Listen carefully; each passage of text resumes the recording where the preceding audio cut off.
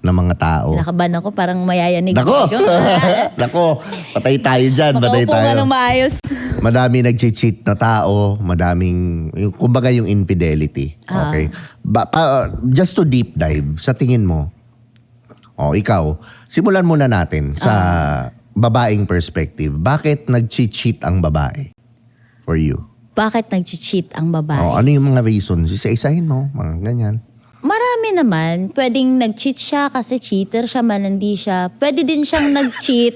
Pwede ding nag-cheat siya kasi gumaganti siya, ganon. Pwede ding nag-cheat siya kasi hindi siya masaya. Pwede ding nag-cheat siya kasi may kulang, ganon. Or pwede ding nag-cheat siya kasi ayaw niya na, ganon. Okay. Pero kadalasan sa babae, pag nag-cheat ang babae, kadalasan? Eto lang ha, based lang sa mga napapansin ko, may kadalasan talaga nag-cheat ang babae kasi gumaganti. Ganon. Yun ba yung kadalasan? Yes, Kahit sa kadalasan. mga friends mo? Oo, ganon. Mga friends ko. Ewan ko lang sa iba. Oo. Pero ganon yung kadalasan napapansin ko, gumaganti.